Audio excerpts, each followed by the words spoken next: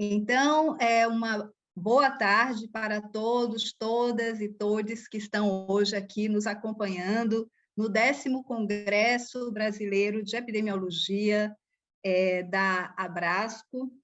Eu estou aqui coordenando a mesa intitulada Saúde Mental nos Contextos Contemporâneos no Brasil, Passos e Contrapassos. Eu sou Mônica Nunes de Torrentê, psiquiatra, sanitarista, antropóloga e professora titular do Instituto de Saúde Coletiva da UFBA e coordenadora do GT de Saúde Mental da Abrasco. Essa mesa virtual ela foi concebida pela comissão organizadora do Congresso, nas pessoas de Tânia Araújo e Maria Carmen Viana, e pelo GT de Saúde Mental da Abrasco. Ela pretende debater sobre a atual situação de saúde e da atenção em saúde mental no Brasil contemporâneo.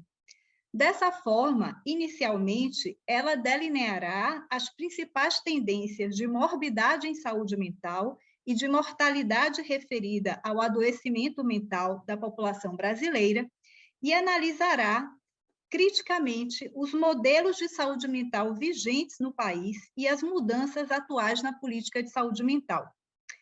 Em seguida, ela tratará do paradoxo existente entre, de um lado, a exposição a uma excessiva medicalização e psicofarmacologização da vida por parte daqueles que têm acesso aos serviços de saúde, e, de outro lado, falará da insuficiência de acesso de equipamentos e de uma rede de atenção eficiente para todos aqueles que necessitam de cuidado, caracterizando uma situação de desassistência em determinadas situações. Essa é uma mesa que buscará uma abordagem interdisciplinar absolutamente necessária para examinar a complexidade dos problemas aventados.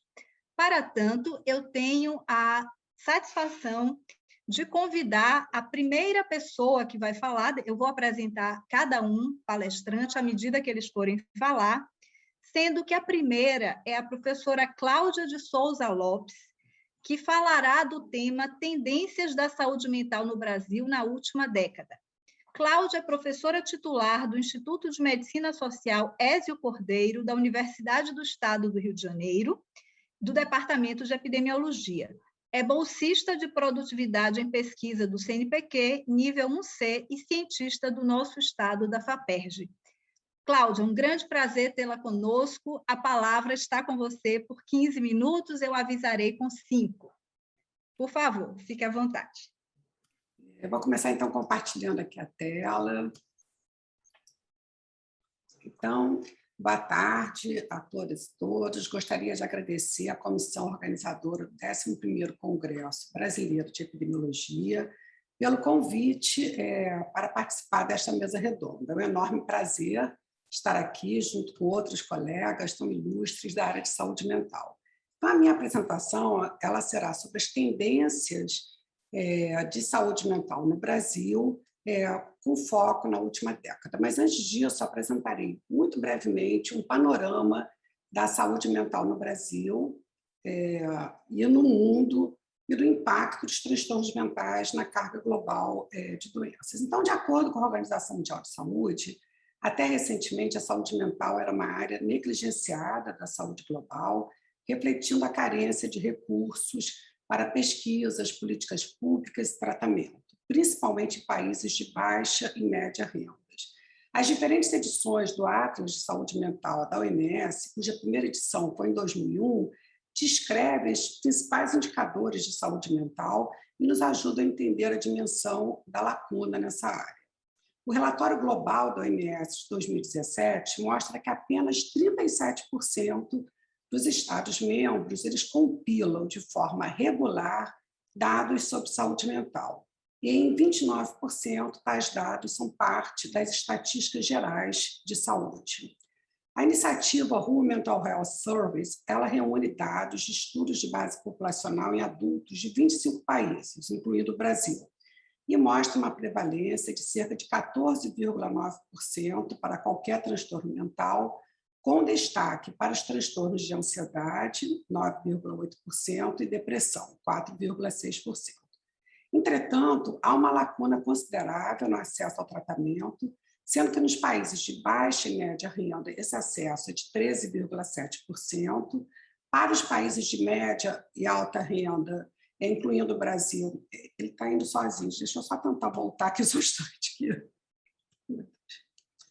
Nos países de média e alta renda, que incluem o Brasil, esse acesso entre aqueles que têm transtornos mentais é de 22%, de acordo até com a Pesquisa Nacional de Saúde de 2013, e nos países de alta renda é de 36,8%. Então, a OMS ela identificou a saúde mental como um dos principais alvos para uma implementação acelerada do 13º Programa Geral de Trabalho, cobrindo esse período de 2019 a 2023. E os principais pontos de destaque são, né, que os transtornos mentais, principalmente a depressão e a ansiedade, eles custam por ano cerca de 1 trilhão para a economia global.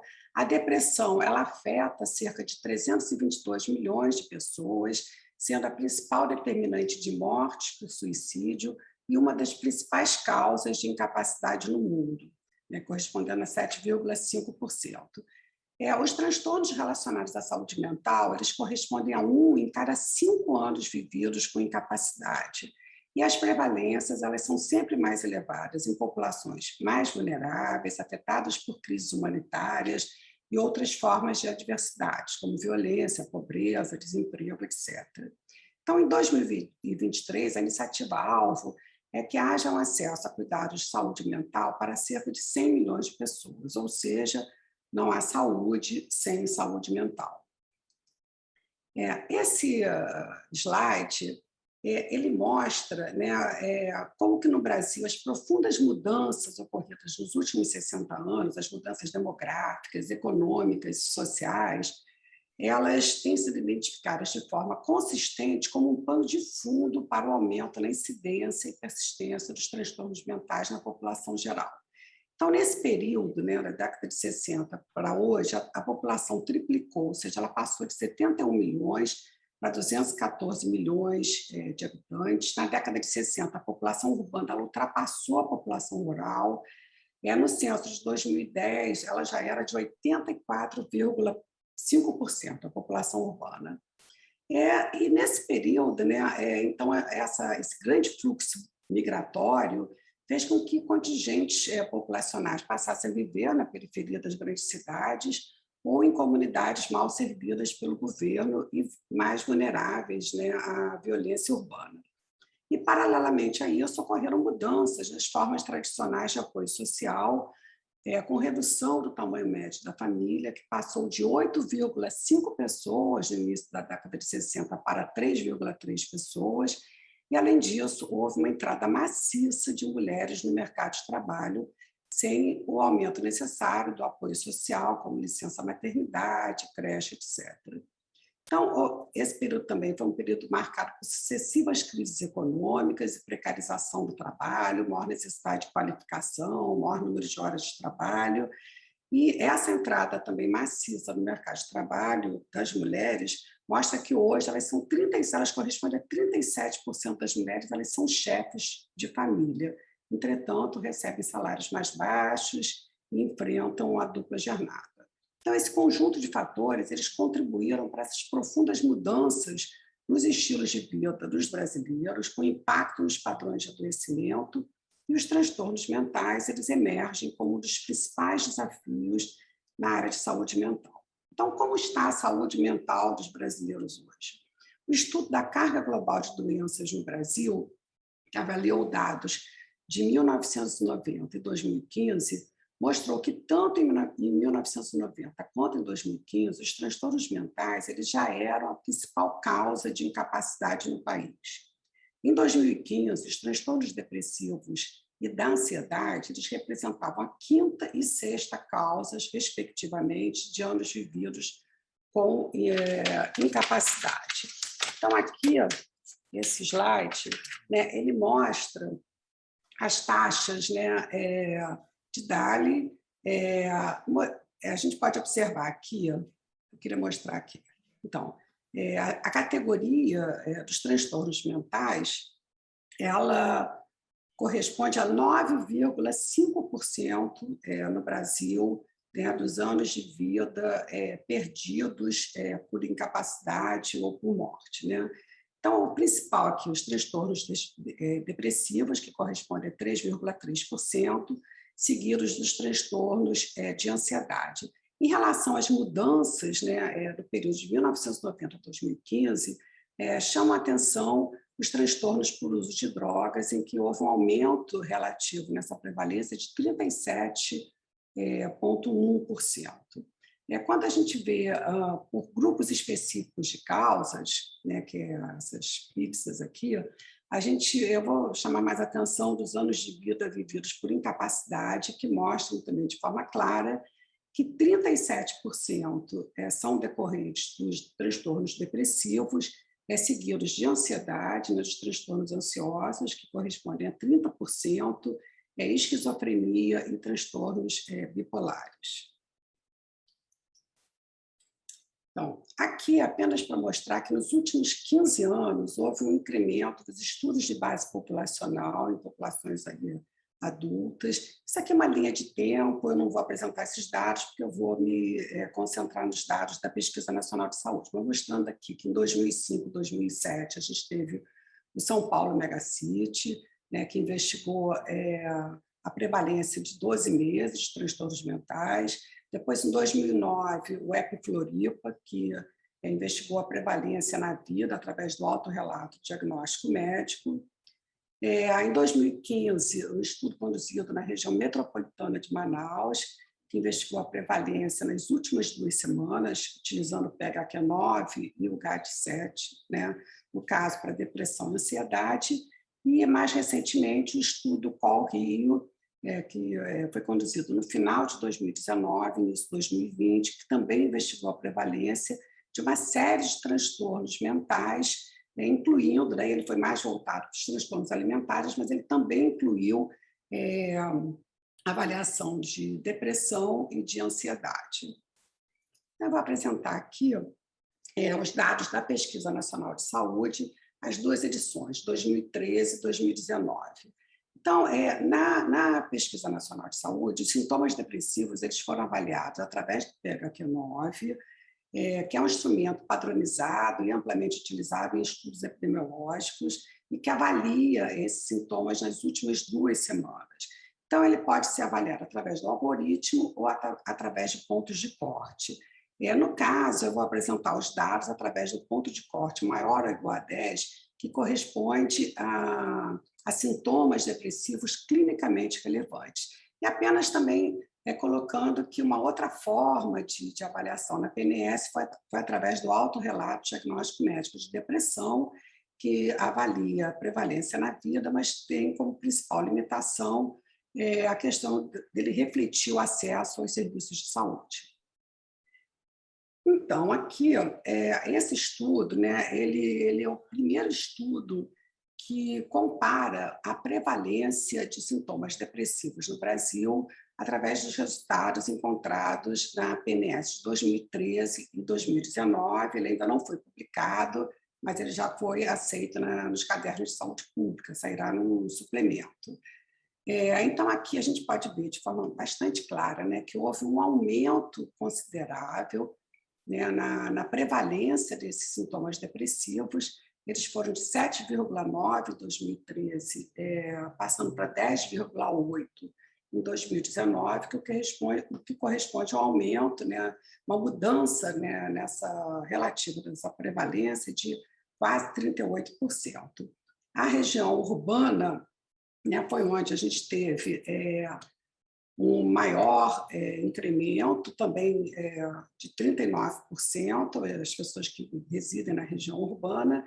E quando a gente vê as macro-regiões do país, esse aumento se deu em todas as regiões, mas com destaque na região sudeste. Aqui apenas também mostrando que esse aumento, né, no sexo feminino, houve um aumento importante em ambos os sexos, mas principalmente no sexo feminino, esse aumento foi de 39,8%, e na faixa etária de 18 a 24 anos, esse aumento foi de 97,4%, ou seja, são dados que chamam bastante atenção. Então, aqui é a representação gráfica, né, mostrando a importância, né, desse aumento nesse período de 6 anos, né, entre a edição de 2013 e a edição de 2019 da Pesquisa Nacional de Saúde. A gente também aqui consegue observar que nessa faixa etária de 25 a 29, esse aumento na prevalência também foi bem expressivo.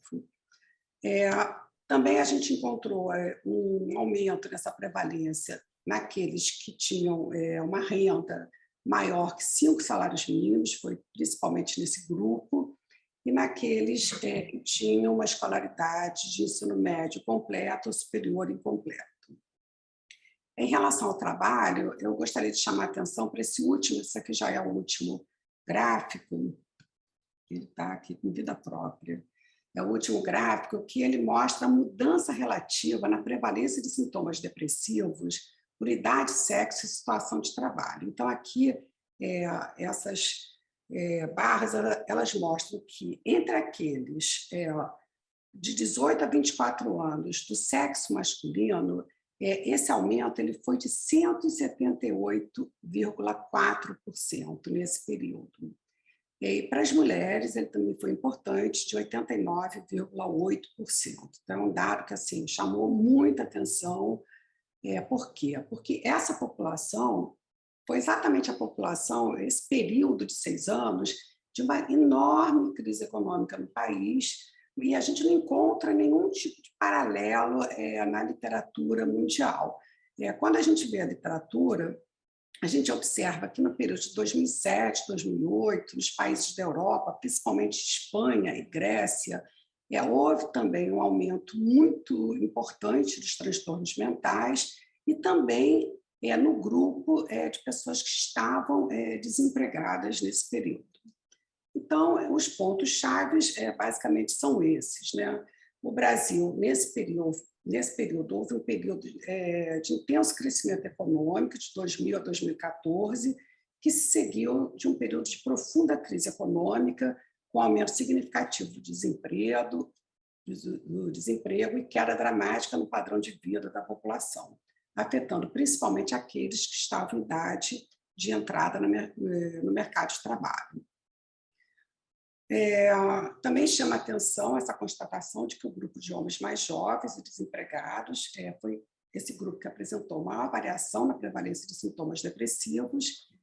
Conforme eu já falei, é o grupo que é considerado mais vulnerável, nos quais essa condição, né, no caso a depressão, pode ter um impacto mais importante.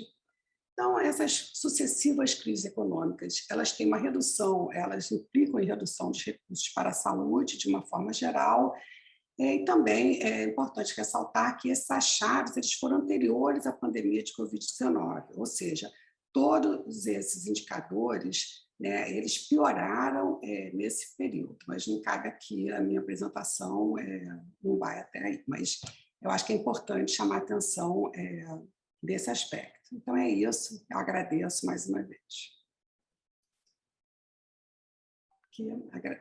Obrigada, aqui uma foto da UERJ e aqui do Departamento de Epidemiologia. Acho que é a única foto que a gente tem, já tem alguns anos. Muito obrigada. Cláudia, nós que agradecemos a sua preciosa apresentação com dados, de fato, dramáticos, né, que chamam a atenção para os determinantes sociais de saúde aí na produção do sofrimento mental, dados sobre a depressão em particular, não é? Eu acho que teremos o momento da discussão para termos as perguntas e comentários. Eu vou passar agora para a segunda apresentação, que se intitula Modelos de Atenção à Saúde Mental, Desestruturação e Necessidades. Eu vou convidar Pedro Gabriel Delgado, que é psiquiatra, professor associado da Faculdade de Medicina do Instituto de Psiquiatria da UFRJ, campus da Praia Vermelha, coordenador do Núcleo de Pesquisa em Políticas Públicas de Saúde Mental, vice-presidente regional da Associação Mundial de Reabilitação Psicossocial, e embora ele não tenha colocado isso no pequeno CV dele, eu vou falar, foi coordenador de saúde mental do Ministério da Saúde e tem, portanto, uma capacidade enorme de discutir esse tema que lhe foi reservado. Então, Pedro, você está com a palavra aí, vai ser um prazer escutá-lo. Por favor. Obrigado, Mônica. Obrigado ao Congresso de Epidemiologia pelo convite. Queria cumprimentar aqui também os colegas aqui presentes, a Cláudia, que já acabou de fazer a sua apresentação, a Carmen Viana, o Robert Whittaker, que está aqui também. O tema que me foi solicitado diz respeito a essa questão de modelos de atenção, né, a forma dos modelos de atenção à saúde mental, no contexto que é um contexto de desestruturação. Então, eu queria até pegar uma continuidade com a apresentação colocada pela Cláudia Lopes, porque a Cláudia Lopes também ela apresenta uma variação da epidemiologia do sofrimento, né, do sofrimento psíquico, especificamente a questão da depressão, em um período que corresponde a um período em que nós encontramos não só uma crise social profunda, desemprego, mas encontramos também, ao final, principalmente a partir de 2016, um processo de desestruturação do SUS, né, das políticas de atenção em saúde, e dentro das políticas de atenção em saúde, da política de saúde mental. Só um segundo aqui.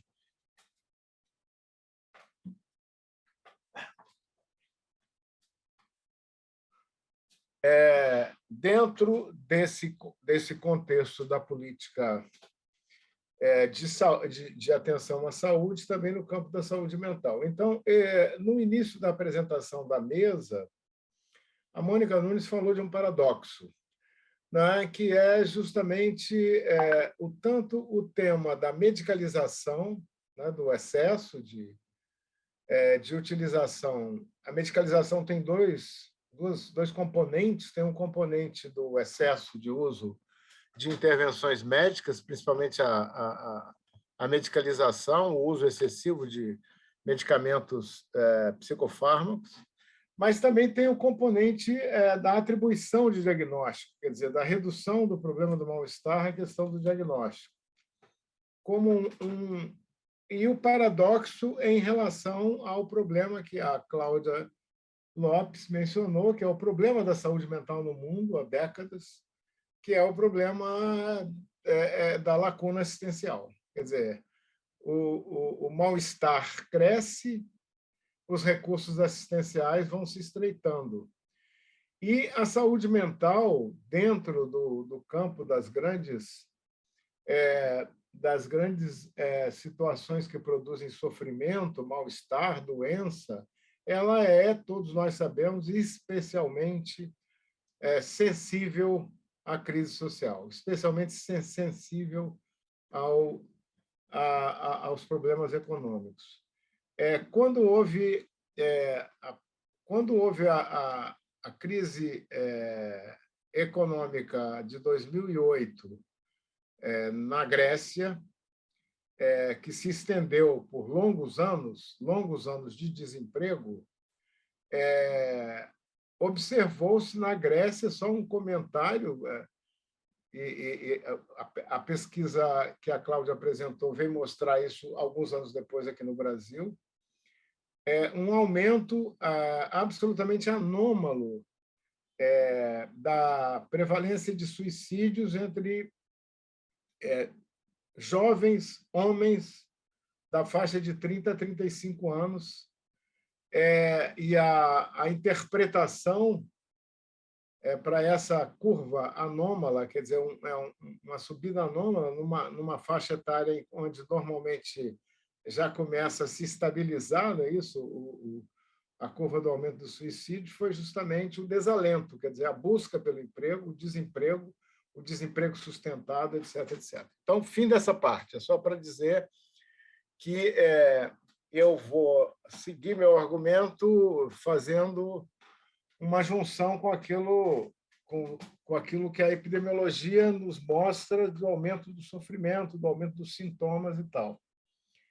A pandemia, quer dizer, essa pesquisa é uma pesquisa anterior à pandemia, como mostrou a Cláudia, mas a pandemia, nós sabemos, e faltam ainda dados, né, mais consistentes, que a pandemia ampliou o sofrimento, no sentido de que ampliou a sintomatologia, possivelmente ampliou as ocorrências de suicídio, ampliou as ocorrências, sem dúvida, de coisas que são conexas à saúde mental, como, por exemplo, violência doméstica, violência contra a criança, violência contra a mulher, etc, etc. Então, o meu argumento vai no sentido de que essa desestruturação dos modelos de atenção que se observa no cenário brasileiro contemporâneo é concomitante a um aumento do mal-estar, a um aumento das formas de mal-estar, das formas de adoecimento mental e de aumento da necessidade de cuidados no campo da saúde mental. Então, eu preciso dizer por que eu entendo que há, assim, descritivamente, por que há uma desestruturação do campo da assistência em saúde mental. Se nós podemos pegar por duas vias de análise. Uma análise documental, que já tem sido feita, tem sido, inclusive, publicada, e divulgada, as normativas, né? As normas que regulamentam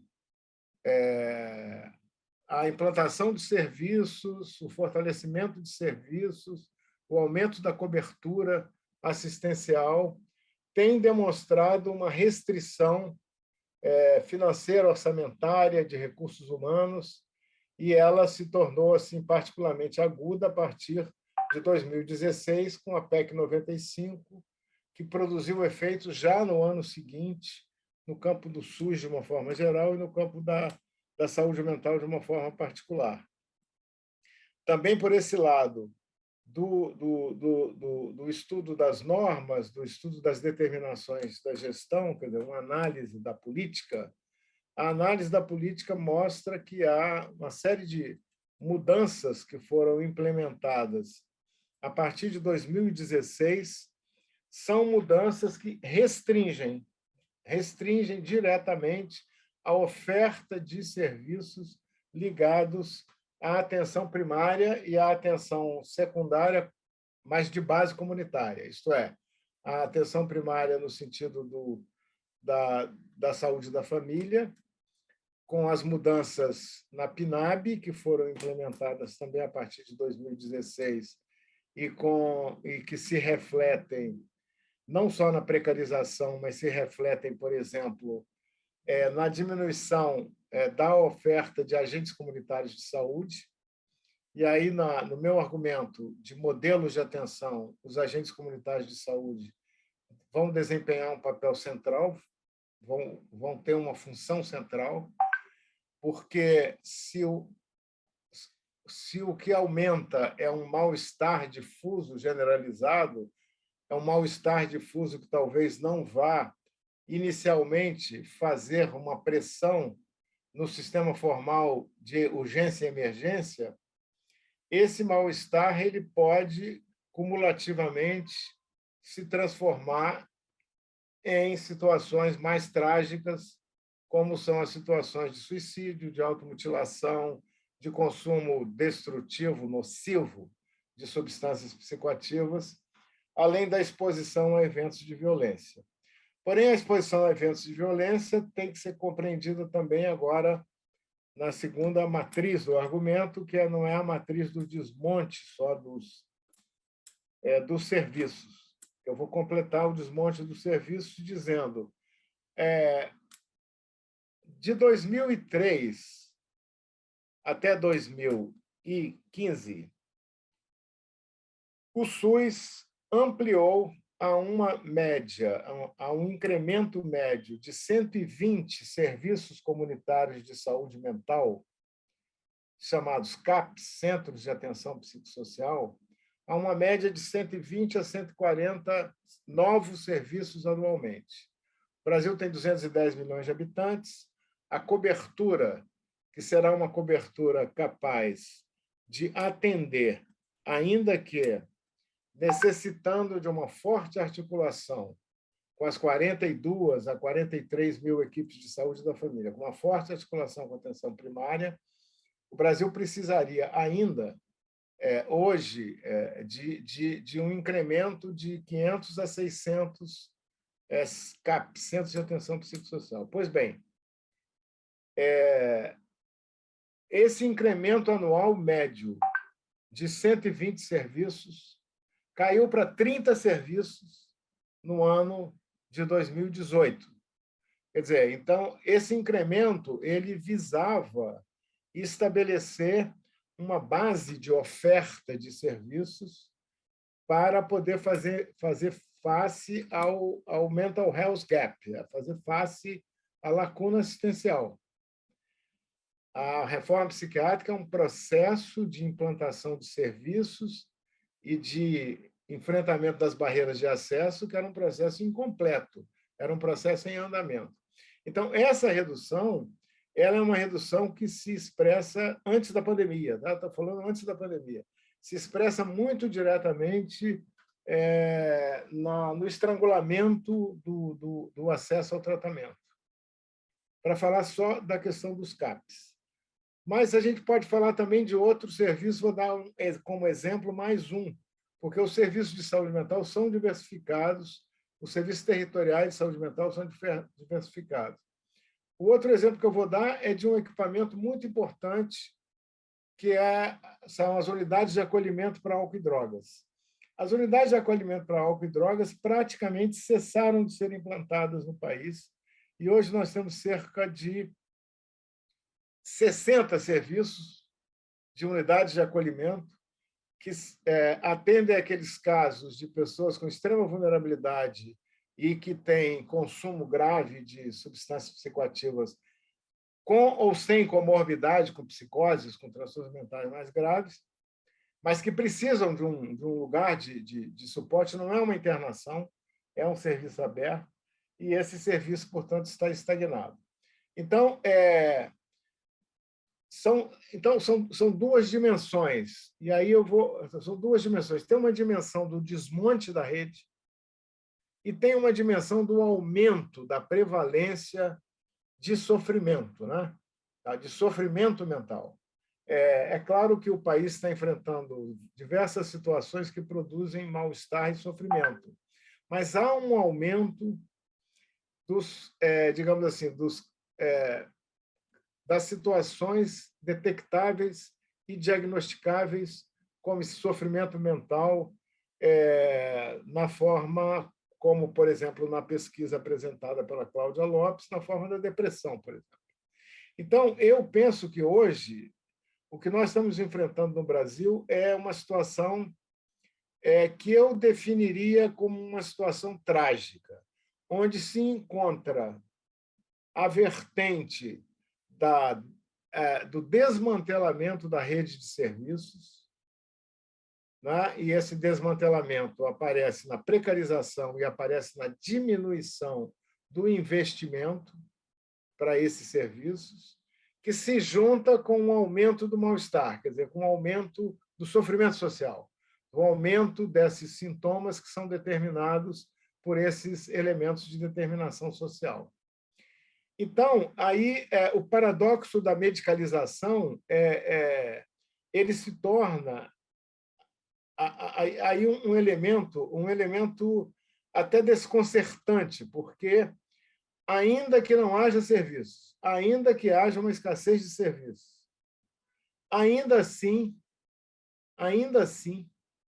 existe um intenso e uma intensificação do processo de atribuição diagnóstico atribuição de diagnósticos psiquiátricos ao sofrimento social, ao sofrimento social, de tal maneira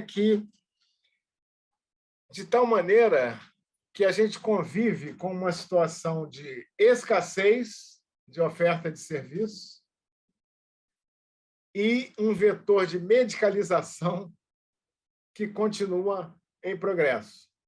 O vetor de medicalização da infância, por exemplo, que é o mais assim, o vetor de medicalização da infância, muitas vezes até da primeira infância, medicalização da infância desde os grupos etários mais jovens, e um intenso,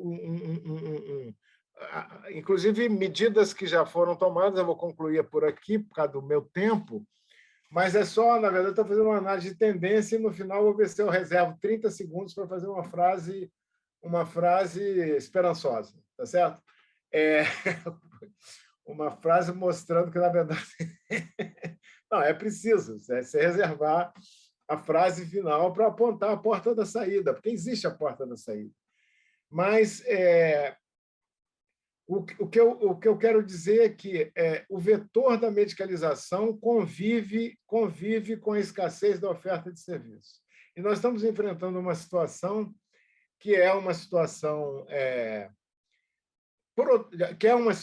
de baixa oferta de serviços, é uma situação de ampliação de serviços altamente medicalizantes e altamente cerceadores da liberdade individual, como são as comunidades terapêuticas. Há um deslocamento. A saúde mental saiu da saúde pública e se encaminhou na estrutura governamental para o Ministério da Cidadania, que é o ministério que cuida da política de álcool e drogas, mas cuida na perspectiva da internação compulsória em comunidades terapêuticas. Com uma debilitação muito grande de todas Pedro, as iniciativas. Vou pedir só para você ir concluindo, por favor. Já vou terminar. Com a debilitação muito grande dos programas de redução de danos e dos programas de trabalho em comunidade e tal. O que eu vou falar da questão da esperança é o seguinte: eu tenho acompanhado aqui os 184 CAPs do Estado do Rio de Janeiro através de um projeto de extensão que faz sucessivas avaliações do funcionamento. Os CAPs, mesmo precarizados, continuaram funcionando na pandemia, continuaram atendendo na pandemia. Então, de alguma maneira, há uma força de resistência a esse desmonte que nos faz pensar que, se o contexto político mudar, se o contexto político no sentido da saúde pública, da política pública, da inclusão social, da geração de emprego e renda, né? Da geração de emprego e renda e da diminuição da iniquidade social, do racismo estrutural, etc. Esse é o mês da consciência negra. Eu acho que nós teremos a possibilidade de retomar um rumo de ampliação do acesso sem medicalização, de ampliação do acesso ao cuidado em saúde mental, sem atribuição excessiva de diagnósticos e sem a distribuição irracional de medicação para o sofrimento social. Era isso que eu queria dizer. Obrigado mais uma vez. Só nós que agradecemos essa brilhante apresentação, Pedro, e que nos ajuda a tentar sair do desalento, né? Que não só são dos que estão buscando emprego, mas estão buscando saída para o país. Então, muito obrigada. Eu vou passar agora para a apresentação do tema, o que eu traduzi. O modelo de doença da psiquiatria faliu. E agora? É o que nos propõe o Robert Whittaker, que é jornalista científico, autor de 4 livros e coautor de um 5º, 3 dos quais contam a história da psiquiatria. Eu destaco o livro dele chamado Anatomia de uma Epidemia, Pílulas Mágicas, Drogas Psiquiátricas e o Aumento Assombroso da Doença Mental. O Robert ele é o fundador do MedInAmerica.com, um site que apresenta notícias de pesquisa e postagens de um grupo internacional de autores interessados em repensar a psiquiatria, e temos o MED in America, in Brasil. Então, que eu aconselho todos a acompanharem esse blog. E eu vou passar para o Robert, já agradecendo a presença dele mais uma vez, e ele tem 15 minutos para falar também. Robert, é com você. Obrigada, Mônica. Muito obrigado, Mônica. É um prazer e uma honra estar aqui. Muito obrigado pelo convite. É uma verdadeira honra estar neste painel. Eu aproveitei muito as apresentações aqui e o que eu farei nos próximos 15 minutos, enfim, obviamente eu não vou falar sobre a saúde mental brasileira, não ouso ter esse conhecimento, mas eu queria falar sobre como as conceituações americanas nos Estados Unidos sobre tratamentos influenciaram a saúde mental no mundo e talvez também no Brasil. E podemos ir até o DSM-3, que foi a terceira edição do Manual de Diagnóstico e Estatística, publicado pela Associação de Psiquiatria em 1980. O ex-presidente da Sociedade de Psiquiatria Americana, Jeffrey Lieberman, disse que foi o trabalho mais importante publicado nos últimos 60 anos. E não apenas em psiquiatria, ele diz, o livro como um todo, em qualquer área temática, porque fala de como nós nos tratamos, nos cuidamos, os nossos transtornos mentais e como nós criamos nossos filhos. E ele... Então, a Associação Psiquiatra adotou o modelo médico.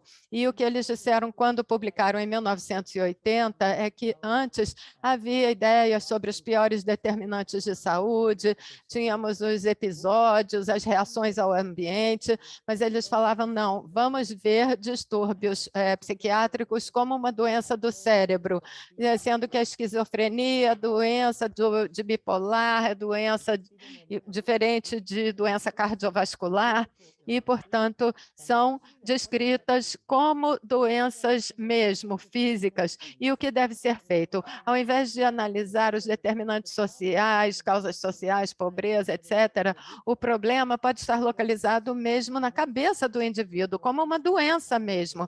E, uma vez que isso está instaurado, a pessoa precisa de um tratamento de primeira linha e precisa de medicamentos também. E é isso que aconteceu quando publicaram a DSM-8 em 1980. E muito rapidamente a Associação Americana, juntamente com indústrias farmacêuticas, começaram a publicar sobre essa nova conceituação de distúrbios mentais. Então, isso é um conceito, especialmente com relação à depressão e ansiedade, que é ahistórico. Quando lemos textos religiosos e vemos teatro, vemos que há um entendimento das dificuldades e sofrimentos que aparecem em episódios e que fazem parte da vida. E agora, quando identificamos sintomas de depressão, de ansiedade, vamos anormalizá-los. E isso se tornou um sucesso comercial enorme, estrondoso. Por exemplo, nos Estados Unidos, nós gastamos 800 bilhões de dólares em medicamentos psiquiátricos e em 2010 já estávamos gastando 40 bilhões, ou seja, é um aumento de 54% no mercado. E hoje 20% dos americanos tomam diariamente medicamentos psiquiátricos. Se considerarmos escolas, crianças em idade escolar, 20% já chegam com um diagnóstico e com uma prescrição. Então, o que vemos nesse modelo de doença é uma enorme expansão da psiquiatrização da sociedade e da medicalização da sociedade, como nós chamamos. Agora, como a Mônica observou, o título da minha da minha apresentação é: o modelo da doença fracassou, e agora? E o fracasso veio do seguinte: primeiro, quando eles elaboraram essa conceitualização de chamar de doenças do cérebro, aquilo era uma hipótese, eles não tinham os achados científicos para aquele novo conceito. E hoje estamos aqui, 40 anos depois, ainda sem uma ciência que apoie essa doença do cérebro, que seriam as disfunções psiquiátricas. E os distúrbios psiquiátricos até pioraram nos últimos 40 anos, mesmo com esse modelo de doença. E como vimos nas duas primeiras apresentações, com relação à saúde pública, um médico pensando em doença psiquiátrica, a carga da doença tem crescido enormemente em todos os países. E a incapacidade que isso cria também. Então, são aí os elementos do fracasso. Agora, a história principal que promove essa medicalização no mundo foi justamente o desequilíbrio químico. A história que começou a ser contada na década de 1980 e depois promovida é que distúrbios psiquiátricos, depressão, esquizofrenia, seriam desequilíbrios químicos no cérebro e que aí já tínhamos doenças para trazer o equilíbrio, como temos para diabetes. É claro que são histórias de grandes avanços médicos. Identificamos aquelas moléculas que causam a loucura, a depressão, a ansiedade, e podemos consertar aquela anomalia. E, aliás, o cérebro humano é tão complexo, se isso fosse verdadeiro, teria sido a maior descoberta da ciência, né? Descobrir aquela molécula específica. Mas essa história foi usada para validar o modelo de doença. Eles constataram que pessoas com depressão tinham elevada dopamina, por exemplo, e se você olhar na história, você vê que essa história de desequilíbrio químico surge não de uma compreensão dos diagnósticos, mas sim de uma compreensão de como as drogas atuavam no cérebro. Então, os antipsicóticos bloqueiam a dopamina no cérebro, então a hipótese era, talvez a esquizofrenia seja devida a um excesso de dopamina. Aí os antidepressivos trabalhavam com uma elevação na atividade. Então, a hipótese seria que a depressão é causada por falta de serotonina. Então, e só depois da década de 60 que eles começaram a entender como os medicamentos funcionavam. Agora, na história, eles encontraram mesmo isso, que pessoas com esquizofrenia têm excesso de dopamina antes de tomar medicamento, ou pessoas com depressão têm falta de serotonina. Enfim, na literatura, vemos esse esforço para achar isso. E, em 1984, o Instituto Nacional de Saúde Mental simplesmente falou: não estamos encontrando nenhum problema com problema no sistema serotonérgico. E os mesmos achados foram feitos com relação à hiperatividade da dopamina na esquizofrênia. Em 1994, um grande psiquiatra americano disse: a teoria da dopamina e da esquizofrenia está caindo por terra. Em 1998, a sociedade falou: ouçam bem, essa teoria de pouca serotonina na depressão simplesmente não foi comprovada. Não tem fundamentos. Na verdade, nunca houve uma base científica muito forte. E hoje nós vemos grandes líderes na área da psiquiatria dizendo que simplesmente nunca tivemos evidências firmes dessa teoria de desequilíbrio químico. A mais famosa é Rodham Pai, ex-editor em chefe da Psychiatric Times, que é da sociedade. Ele disse que a teoria é um mito urbano, jamais uma teoria que foi realmente proposta por psiquiatras. Então, tudo isso foi baseado numa história falsa, que foi muito útil para vender o modelo de doença, para vender medicamentos, mas não era uma ciência, uma história científica. E parte dessas investigações levaram eles a descobrir que as drogas psiquiátricas induziam justamente as mesmas anomalias e desequilíbrios. Então, rapidamente aqui, você começa a tomar um antidepressivo, aumenta a atividade serotonérgica, aí o seu cérebro, que é um órgão assim, muitíssimo flexível, ele reduz o seu próprio débito, produção de serotonina e pega daquela molécula. Então, aquilo entra no estado subserotonérgico. E isso é ciência. Ao invés de usar drogas que normalizam a função cerebral, eles usam drogas que anormalizam a função da cérebro. Então, é uma história falsa. Quando a DSM-5 estava sendo elaborada nos Estados Unidos, eles fizeram uma mesa redonda e perguntaram, nós validamos nos últimos 30 anos esses grandes distúrbios como doenças, e chegaram à conclusão que não tinham chegado aos genes, não tinham identificado o marcador biológico, não tinham descoberto se algum diagnóstico respondia a certo medicamento, enfim, tantos psiquiatras e pesquisadores dizendo que o DSM nos dá confiabilidade de diagnóstico, mas não são distúrbios validados. Então, temos esse problema adicional. Falamos em doenças como se elas fossem validadas, mas são, na verdade, construtos que foram desenvolvidos em torno de alguma outra coisa. Então, é a primeira falha. Nós medicalizamos demais, nós imaginamos as doenças do cérebro, mas a ciência jamais chegou a comprová-las. O segundo é que, surpreendentemente, os desfechos que caíram muito recentemente.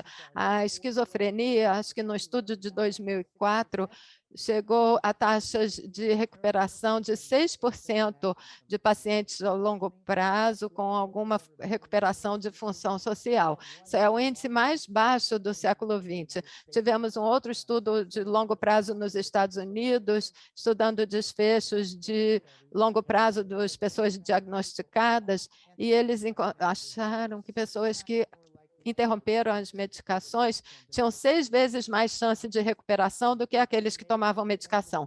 E em 2008, quando apresentaram, eles disseram, nós concluímos que interromper a medicação antipsicótica leva a desfechos globais melhores. É claro que a gente nunca ouve falar nisso.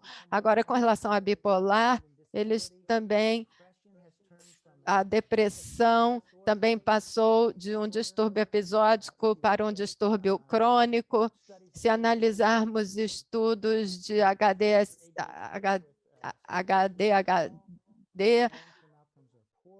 os desfechos a longo prazo também são bem fracos. Temos um estudo mais longo, que é o MTA, as crianças medicadas tiveram os piores desfechos e a conclusão foi que tomar medicamento a longo prazo é um marcador não de benefício, mas de deterioração. Então, temos esses modelos de doença. Outra coisa que acontece muito e que nós vimos nos dados da OMS, em termos de incapacidade nos Estados Unidos, nós passamos de 1,2 milhões de adultos em 1987 para 5 milhões hoje, ou seja, 4 vezes mais. Mais impressionante ainda é que, antes desse modelo de doença, era muito raro diagnosticar uma criança com distúrbio psiquiátrico, e aí passamos a fazer isso. Em 1987, 16.200 jovens abaixo dos 18 anos estavam diagnosticados. Hoje temos mais de 700 mil, e se nós seguimos isso ao longo do ano, os caracterizados como incapacidades abaixo dos 18 anos, 2/3 passam a vida adulta com incapacidade. Então, estamos nesse momento aí em que uma mudança de paradigma é necessária. Muitos países estão tentando reconceitualizar como pensar nos distúrbios psiquiátricos. E temos aquela rápido da ONU, que clamou por uma revolução para nos afastarmos desse modelo de doença, desse modelo biológico, e como a Cláudia e Pedro falaram, temos que prestar mais atenção aos determinantes sociais, como a sociedade se organiza, como cuida de seus filhos, é um papel muito importante para a saúde mental da população. E no verão, no hemisfério norte, foi também publicado isso pela nossa sociedade. Precisamos de uma revolução, precisamos prestar mais atenção às condições sociais, os determinantes sociais e coisas desse tipo. Portanto, mesmo que tenhamos chegado a um ponto crítico, depois de 40 anos, ponto assim de fracasso, tem esse reconhecimento de que há o fracasso em termos de desfechos em saúde pública, mas agora temos a oportunidade de repensar. E a última parte era a seguinte: nós vemos iniciativas em outros países muito focadas em oferecer a atenção ambiental, abrigo seguro, companhia para as crianças também, despertar sua curiosidade sobre a natureza, enfim, muitos esforços agora para se afastar dessa ideia da medicalização, dos medicamentos como primeira linha de tratamento, e isso nos trouxe uma sensação de humanidade. Todos nós precisamos de um ambiente que nos dê um significado. O trabalho é importante, como vimos ali os dados sobre ocupação, uma posição social, um espaço social, segurança, alimentos. Então, eu acho que esse congresso veio num momento muito oportuno, porque essa revisão não está acontecendo apenas dentro dos países, mas entre os países também. E muitos de vocês mencionaram, tem um homem no Brasil, muitos autores do Brasil também escrevendo sobre o que pode ser feito. E também temos muitos relatórios sobre a ciência que apoiam essa ideia de que o modelo fracassou e chegou a hora de uma coisa nova. Muito obrigado, foi uma honra passar esse tempo com vocês. Bob, nós que agradecemos a sua fala extremamente provocativa, mas uma fala necessária num congresso de epidemiologia, onde a epidemiologia social é o destaque. Então, como epidemiologia social, eu tenho certeza que o interesse que você nos traz, né, numa mudança, pensando aí nos determinantes sociais do adoecimento mental e dessa mudança para uma visão mais ambiental, mais complexa, né, do sofrimento. Então, muito obrigada. E agora, para a gente concluir com a última fala, né, que se intitula Desassistência em Saúde Mental, Demora na Procura e Gargalos no Acesso ao Tratamento. Eu tenho o prazer de convidar aqui Maria Carmen Moldes Viana, que foi quem compartilhou conosco a concepção dessa mesa, então já agradeço por isso também. E Maria Carmen, que é graduada e residente em psiquiatria pela Escola Paulista de Medicina, na Unifesp, PhD em psiquiatria no Institute of Psychiatry, King's College, Universidade de Londres, professora do Departamento de Medicina Social e do Programa de Pós-Graduação em Saúde Coletiva da Universidade Federal do Espírito Santo. Carmen, então você também tem 15 minutos, a palavra está com você. Por favor. Boa tarde a todos, é um prazer estar aqui. Prazer ver Pedro, que faz tempo que eu não vejo, e Cláudio também, que faz bastante tempo que eu não vejo. Aliás, faz bastante tempo que a gente não vê ninguém. E um prazer conhecer o Robert, que eu já acompanhava os trabalhos seus, mas não tinha tido ainda a oportunidade de ver de perto. Eu faço um share da minha screen, não é isso? Da minha apresentação. Dá para ver?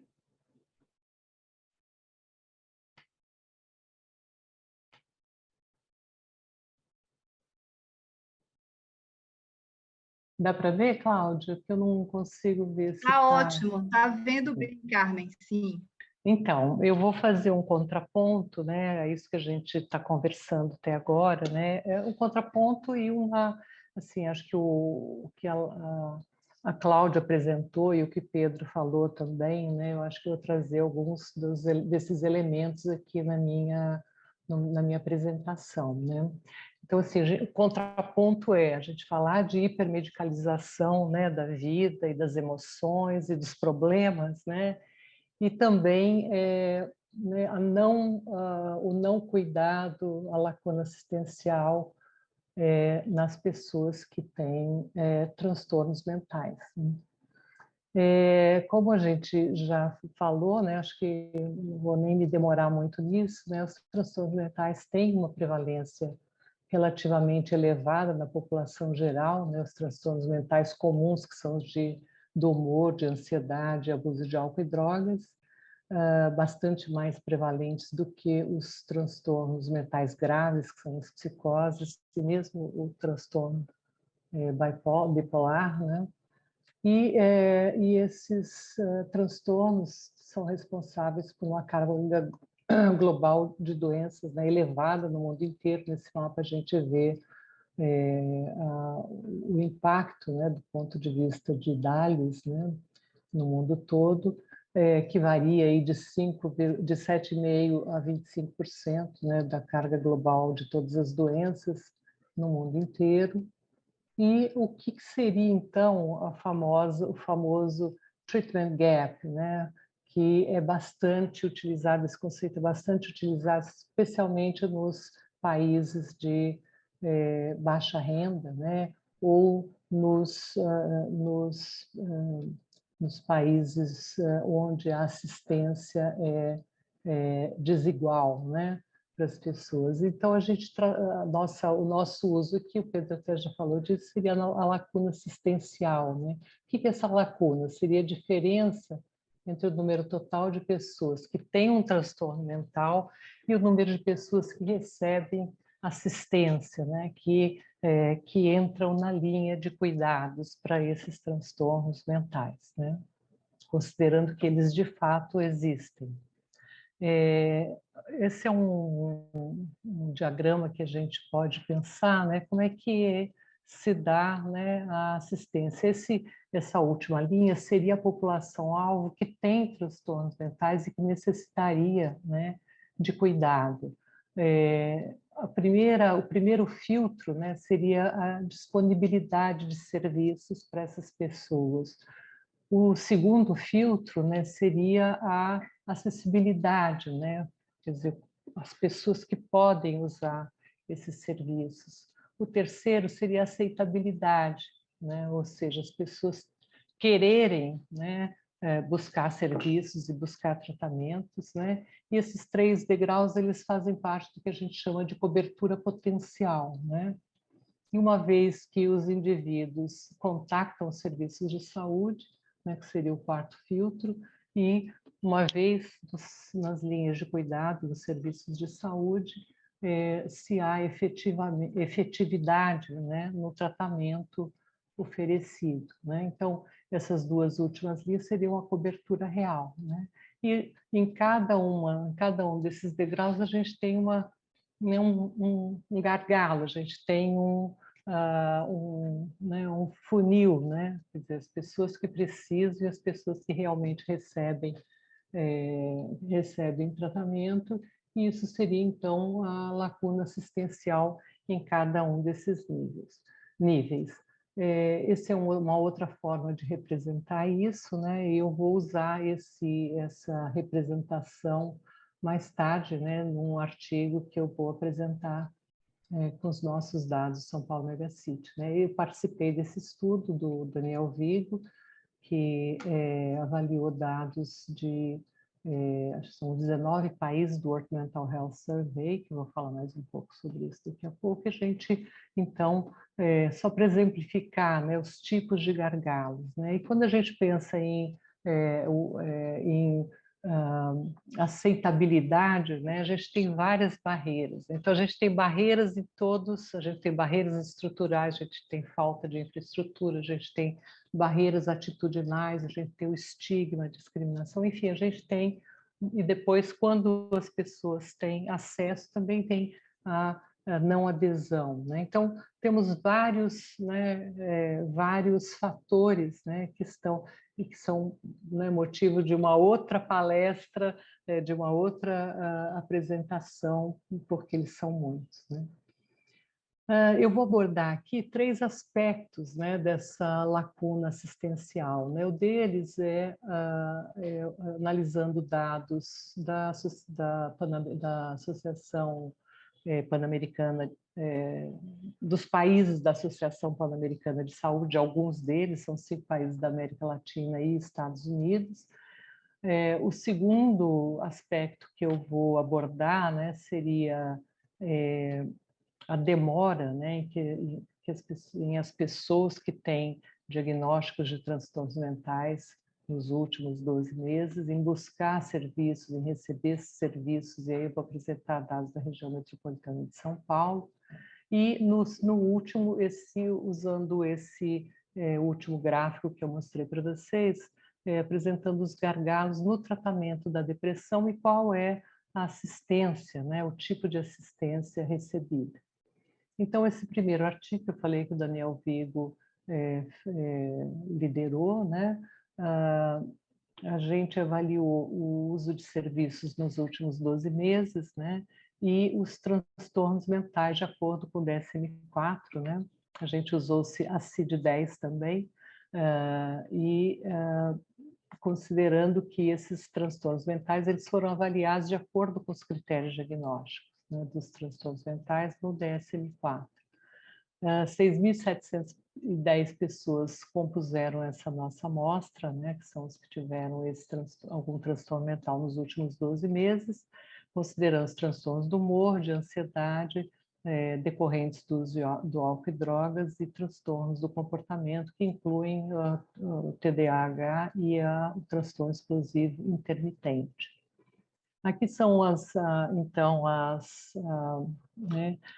os gráficos, né, mostrando as diferenças em cada um dos países, né? Então, na primeira barra a gente tem qualquer na primeira barra a gente tem azul escuro, a gente tem qualquer transtorno de ansiedade, na segunda qualquer transtorno do humor, em cinza, né, o abuso de álcool e drogas, abuso e dependência, né, e nos 6 os transtornos externalizantes, ou que tem alteração do comportamento, e por último, a última barra em azul claro seria qualquer transtorno, né, de qualquer um desses grupos. O que a gente verifica aqui, né? Que em todos os países, com exceção dos Estados Unidos, né, a assistência às pessoas que tiveram algum desses diagnósticos nos últimos 12 meses, a assistência nos últimos 12 meses foi maior em todos os países para os transtornos do humor. E o maior entre eles, entre os países latino-americanos, foi no Brasil, né? Mas mesmo assim, somente 1/3 das pessoas com diagnóstico de transtorno depressivo maior nos últimos 12 meses recebeu algum tipo de tratamento nos últimos 12 meses. Né? E os transtornos associados ao uso de álcool e drogas foram os que receberam menor assistência, né? Uma proporção menor recebeu algum tipo de assistência nos últimos 12 meses, chegando a, por exemplo, 8% no México, né? Deixa eu ver se eu vejo. 8% no México, né? 12% no Peru, né? No Brasil, 19%, enfim. E somente nos Estados Unidos a gente tem um nível de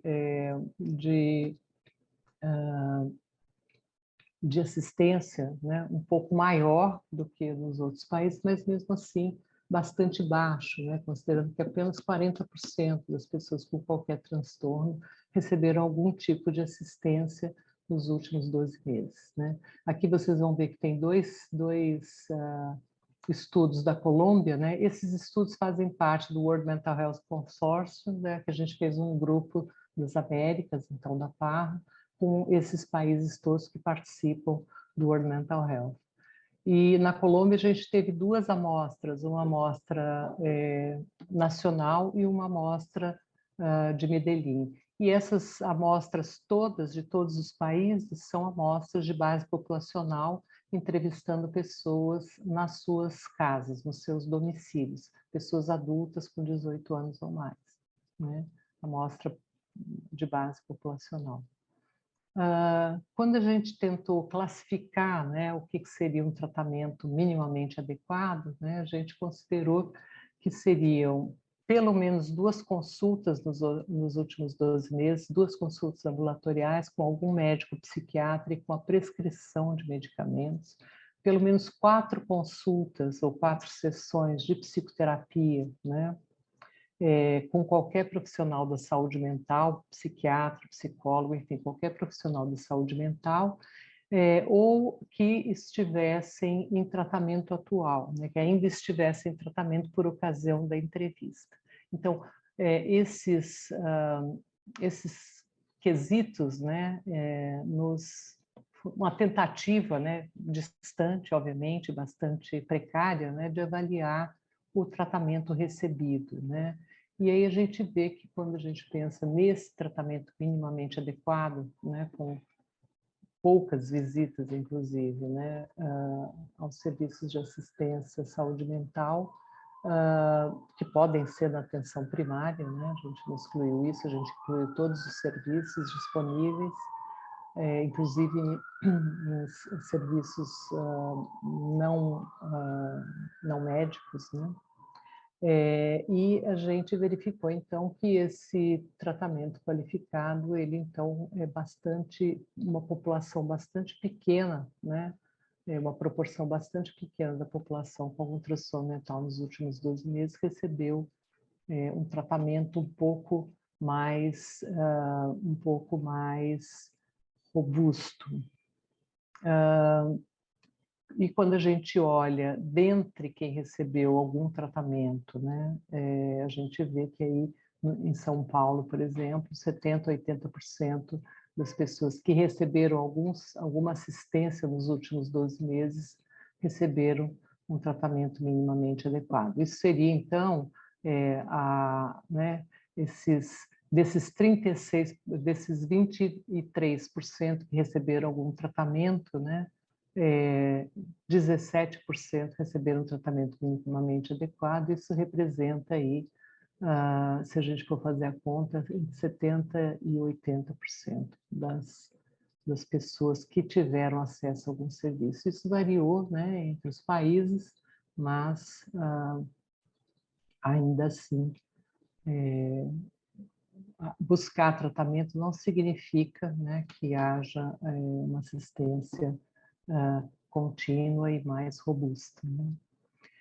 Quando a gente fez uma tentativa de olhar para a gravidade de cada transtorno, né, então pensando, bom, os transtornos leves, até talvez moderados, não precisariam de assistência, mas mesmo assim, quando a gente olhou os transtornos mais graves, e aí está na barra azul clara, né, e transtornos mais graves são aqueles com comorbidade com uso de álcool e drogas, ou com abuso ou dependência de álcool e drogas, e com comportamentos suicidas, com suicidalidade, e com incapacitação na escala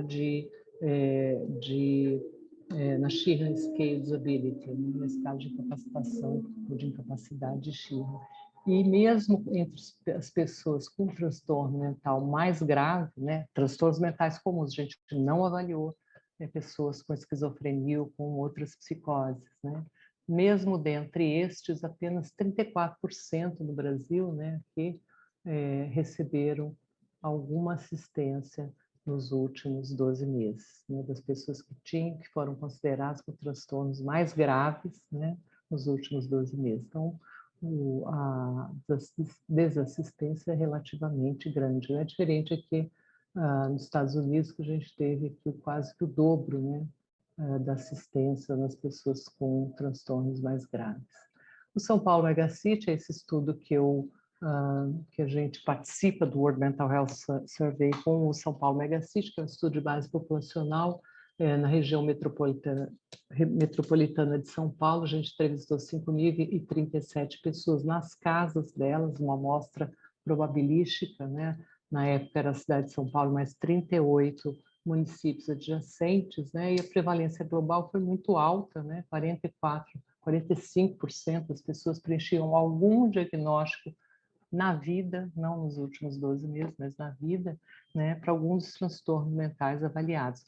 É claro que quanto mais instrumentos diagnósticos você usa, né, então a gente pesquisou, a gente incluiu 19 transtornos psiquiátricos, né, ou categorias diferentes. Claro que quando a gente usa instrumentos diagnósticos que particionam, né, as sessões aí como estão descritas, né, no DSM e na CID, né, a gente acaba tendo uma proporção de comorbidade maior do que de fato a gente vê na prática clínica, né? Como em todos os outros países, o transtorno A gente depressivo já está, não sei foi se o você já mais... está concluindo, ou falta... ainda não. Deixa eu só, então, mostrar aqui, né? Nessa última coluna, então, a gente avaliou todos esses transtornos, né? E na primeira coluna, a gente tem quanto por cento das pessoas com esse diagnóstico nos últimos 12... Com esse diagnóstico, não nos últimos 12 meses, lifetime, né? Fizeram contato com serviços no mesmo ano do início dos sintomas. E a gente tem uma proporção super baixa, a não ser para o transtorno do pânico e para transtorno bipolar, né? Transtorno do pânico, né, por muito incômodo com sintomas, e transtorno bipolar, geralmente por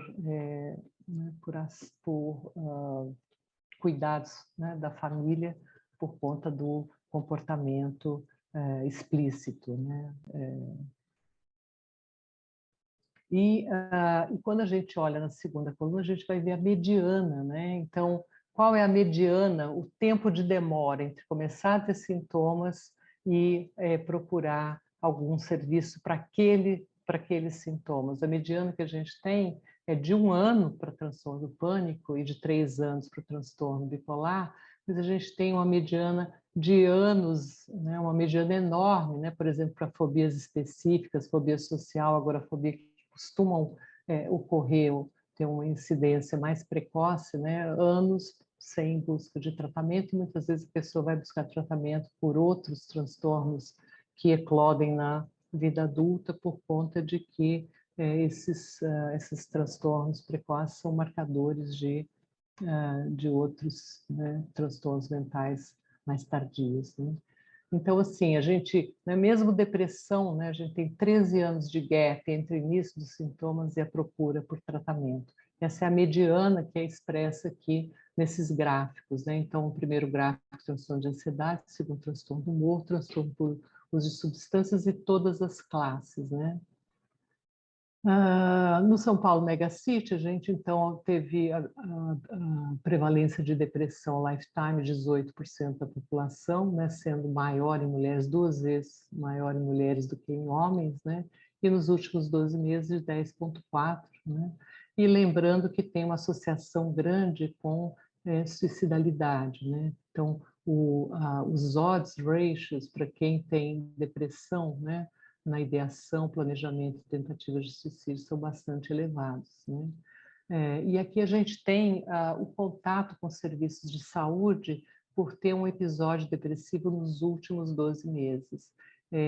E aqui eu vou mostrar para vocês, né, vou olhando essa parte da tabela, que é o número total, né? Apenas 33% fizeram algum contato com o serviço de saúde, 26% usaram medicamentos psicotrópicos, 17% usaram antidepressivos, 17%, 14%, né, fizeram um controle adequado da medicação, ou seja, não me lembro mais, mas acho que eram 4 consultas por ano, né? 8 fizeram uso de antidepressivos com controle adequado, 13% psicoterapia, né? 11% com 4 sessões ou mais, e uma combinação adequada apenas de psicoterapia e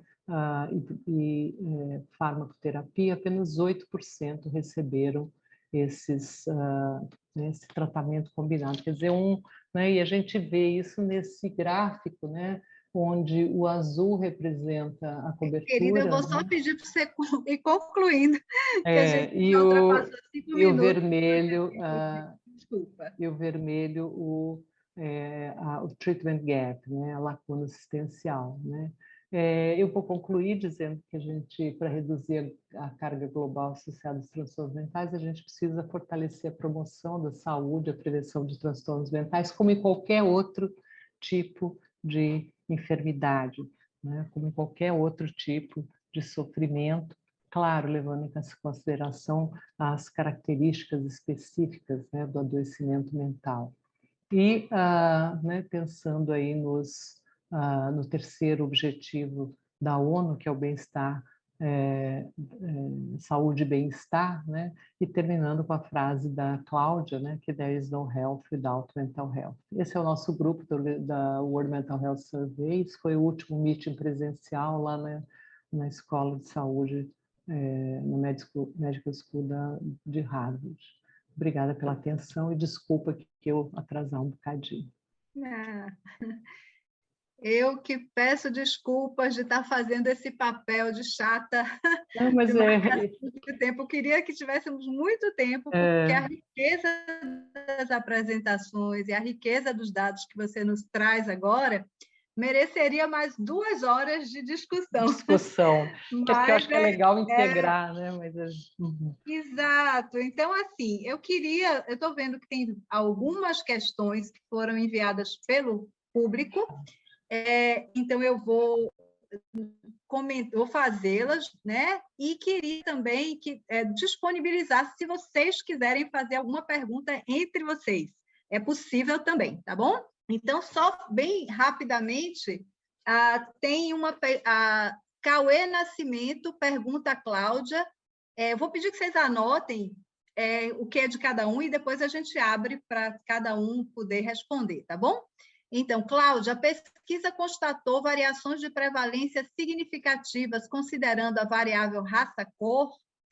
Cláudia de Souza pergunta, houve aumento nas prevalências por cor, raça, acompanhando...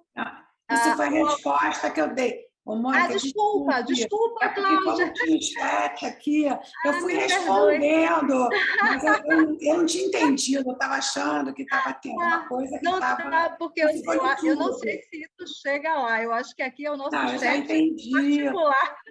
Desculpa. Então, você responde, eu já digo aqui, né, que houve aumento nas prevalências por raça-cor, acompanhando o aumento geral, sendo maior entre os brancos. Então, já fiz seu papel, me perdoe. Aí, aqui tem uma outra pergunta. Você mostrou diferenças entre os sexos para a depressão aqui no Brasil. Você sabe dizer como é essa relação no mundo? O Brasil segue a mesma tendência ou não? E quais seriam as possíveis explicações para ser maior para as mulheres? Isso é Elizabeth Barbosa que pergunta. Vou deixar você responder, não vou responder de novo. E, finalmente, tem ainda... eu vou fazer todas, tá? Me perdoem por causa do tempo apertadinho. Otacílio Batista fala o seguinte... De 120, eu acho que aqui é para o Pedro, de 120 a 140 CAPs por ano para 30 por ano, a paralisação da reforma psiquiátrica brasileira ou mesmo o seu retrocesso. Lúcia Gratão, existe algum estudo no Brasil que verifique a prevalência, fatores de risco e de prevenção para crianças e adolescentes? Existe algo já implementado pelo Ministério da Saúde? Tem ainda o Cauê Nascimento, como podemos criar e aprimorar novas formas de cuidado na rede de atenção psicossocial com desmonte do NASF e o financiamento substancial às comunidades terapêuticas, sobretudo para populações vulnerabilizadas, como indígenas e pessoas em situação de rua. E, por fim, que é uma pergunta que Maurice faz para o Robert Whittaker, que seria qual a contribuição potencial da epidemiologia enquanto ciência e subdisciplina da saúde coletiva para a virada paradigmática que deseja, né? que no caso você menciona que é possível nesse momento. Então, por enquanto são essas, eu deixo vocês responderem, tá? Se alguém mandar mais alguma, se vocês também quiserem fazer alguma, também estão à vontade. Por favor, podem responder, começando então por Cláudia. Cláudia, Pedro, Robert. A pergunta em relação a essas diferenças, né, entre as mulheres, eu acho que é um dos achados mais consistentes da literatura, né? Essa diferença ela realmente acontece no mundo todo, e isso é imputado tanto a questões genéticas, mas também aos fatores determinantes sociais, às situações como menopausa, por exemplo, né? Ela tem um impacto importante, os estilos de vida. Então, assim, esse achado ele já vem realmente sendo assim, muito estabelecido na literatura no mundo todo, né, em relação às mulheres. Eu vou responder rapidamente ao que perguntaram aqui sobre crianças e adolescentes. É o estudo de riscos cardiovasculares em adolescentes, né, que é coordenado pela Kátia Bloch, da UFRJ, que eu participei na área de transtornos mentais. Foi um estudo conduzido em 75 mil crianças e adolescentes basicamente de 12 a 17 anos. E esse foi o primeiro estudo, né, com representatividade nacional e escolar no Brasil, um número muito grande que foi contemplado. E esse estudo mostrou uma prevalência de 30% de transtornos mentais comuns, né, nesses adolescentes, e essas prevalências também foram mais elevadas entre as meninas, que chegou a 37,5%, mais ou menos, e na faixa etária de 15 a 17 anos. E agora, então, a Caixa até vai apresentar amanhã, o grande desafio é fazer a coorte de uma parte desses estudantes, né, aqueles que foram do Rio de Janeiro, Brasília, Porto Alegre, basicamente, e Fortaleza. A gente está tentando fazer uma coorte para ver mesmo como é que esses adolescentes evoluíram desde então. É isso, acho que a minha parte... Obrigada, muito obrigada, Cláudia. Então, eu passo para o Pedro, né? A pergunta do colega é sobre, enfim, a dimensão desse processo de diminuição da oferta de serviços, quer dizer, a lacuna assistencial é um fato no mundo, né? Quer dizer, quando a Organização Mundial de Saúde lançou o programa Mental Health Gap, ela chamou a atenção para o fato de que isso não é só uma questão dos países de baixa renda, mas do mundo inteiro, não só baixa renda e de média renda. Porém,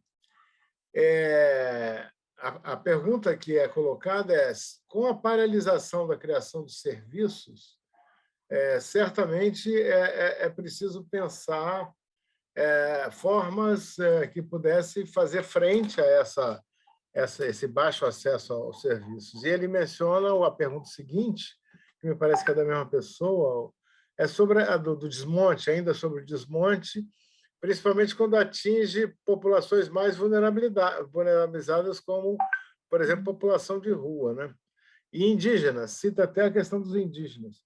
Hoje, até por coincidência, a gente terá um debate daqui a pouco sobre saúde mental indígena. E no Brasil, um debate, não aqui na EP da Abrasco, mas é uma situação, digamos assim, eu diria, em termos não acadêmicos, que é de partir o coração, porque já era uma situação grave, agora é uma situação de baixíssimo acesso a cuidados no campo da saúde mental, né, para a população indígena. No caso da população em situação de rua, tem um estudo de mais ou menos recente sobre o aumento, mas um aumento muito significativo das pessoas em situação de rua nos últimos 3 anos. E as pessoas em situação de rua, a prevalência de situações envolvendo dependência de substâncias é altíssima, maior que 70% no caso de álcool e outras drogas muito consumidas, e eles vivem uma situação de vulnerabilidade em doenças gerais, não só a saúde mental, muito grande. Então, enfim, eu acho que a gente tem que recuperar a perspectiva da saúde pública, a perspectiva do SUS, a reconstrução do SUS, e aí sim teremos que enfrentar um agravamento dessa lacuna, como mencionou aqui a Carmen Viana, um agravamento dramático da lacuna assistencial aqui no Brasil, né? É isso. Obrigada, Pedro. Eu vou passar para o Robert responder a pergunta. Yeah, this is a great question in terms Foi of uma ótima pergunta. O papel da epidemiologia, do estudo epidemiológico, como pode repensar a psiquiatria? Eu acho que a resposta é um papel central, porque agora muitos dos conceitos vieram do modelo de ensaios randomizados, controlados, mas quando falamos de doença, foi doença conforme descrito e definido pelo DSM, que é um construto. Em termos de como o DSM foi construído, devemos pensar que, em primeiro lugar, os seus autores receberam muito dinheiro das empresas farmacêuticas, não é? Então, o desejo era ampliar as fronteiras das definições. Do ponto de vista epidemiológico, como pode nos ajudar? Nos ajuda a entender os desfechos de longo prazo com esse modelo de doença, com as pessoas tratadas dessa forma. Pode nos ajudar também a entender como está funcionando para nós como sociedade, desfechos individuais. E os estudos epidemiológicos nos dão uma perspectiva social maior também. Nos ajuda a entender os determinantes sociais de saúde mental, e analisar como eles afetam o funcionamento. Porque uma das perguntas é por que as mulheres são mais diagnosticadas? Talvez vivamos numa sociedade que não respalde tanto, não ajude tanto as mulheres, não é? Em termos de quali, de carga de trabalho, a dupla jornada e tudo mais. Ou seja, acho que é toda uma nova forma de pensar em como uma sociedade se organiza, como organiza os seus cuidados de saúde. Organizamos-nos com base num modelo de doença, de medicalização, algo individualista. E todo esse modelo foi influenciado por dinheiro, pela indústria farmacêutica. Eu espero que a epidemiologia traga uma contribuição que é questionar esses construtos que foram construídos e que, para ser muito franco, foi exportado pelo mundo todo. Eu acho que não pode ser mais essencial para a psiquiatria e a saúde em geral. Eu vou passar para a Carmen também, para ela fazer comentário em relação a alguma questão nessa ideia do diálogo. Então, eu acho que sim, a gente tem realmente sistemas de classificação de doenças, né, na psiquiatria, na saúde mental, que são bastante, talvez precários seja um bom nome, né? E a gente precisa melhorar os sistemas de diagnóstico. A gente não deve acabar com os diagnósticos porque eles são necessários, né? Inclusive para a gente planejar assistência, para a gente ter né, um conhecimento da história natural das doenças mentais. Né? Eu acho que, nesse sentido, a gente aplica o Medical Model, mas quando a gente lida com transtornos mentais, né, os determinantes sociais de transtornos mentais, eles têm um potencial e um poder enorme, né? Inclusive no acesso aos serviços, né? Essa pergunta sobre gênero, né, ou sobre sexo, as mulheres em todos os países do mundo, sejam eles desenvolvidos ou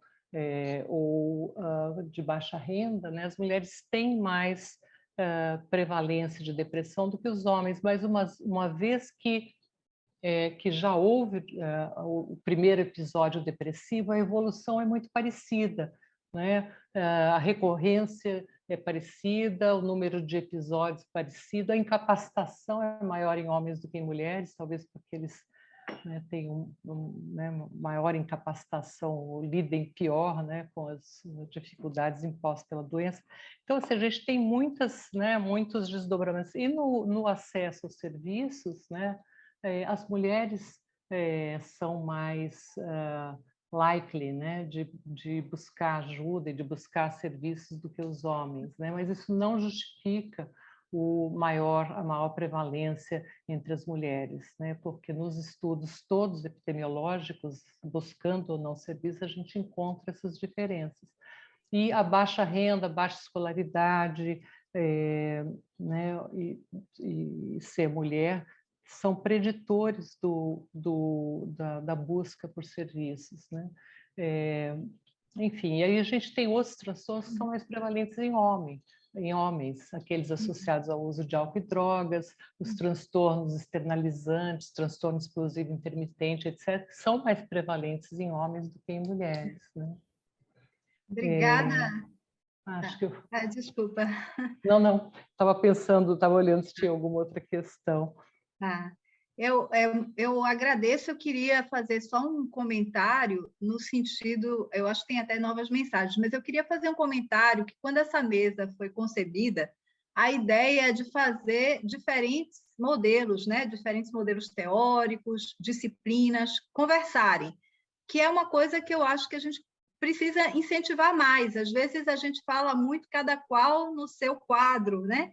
E a gente precisa fazer, por exemplo, estudos etnoepidemiológicos, estudos que comecem a ter matrizes mais híbridas, que eu acho que seria extremamente importante, porque quando eu vejo os resultados dos dados epidemiológicos que tanto nos faltam e que eu vejo as possibilidades, né, das outras áreas também influenciarem nas formas de produzir diagnóstico, nas formas de produzir mapeamento de sofrimento psicossocial, né, como a gente gosta também de traduzir, eu acho que isso seria assim fenomenal. Então, eu acho que a Abrasco está caminhando assim, cada vez mais nessa direção, e eu sei que o Abrascão vai ser muito nesse formato, mesas, né, que a gente vai ter aí várias pessoas vindas de matrizes teórico e empíricas diferentes, tá? Então, eu já agradeço muito, estou bem feliz com essa mesa, e já estão dizendo que o tempo está esgotado. Então, eu agradeço a todos vocês por terem nos brindado com essas maravilhosas apresentações, agradeço ao público que esteve aqui até agora, fazendo questões, e vamos para as próximas mesas, né? E um feliz congresso para todos e todas. Um abraço. Tchau, pessoal. Prazer, Tchau. Pedro. Obrigado. Um abraço.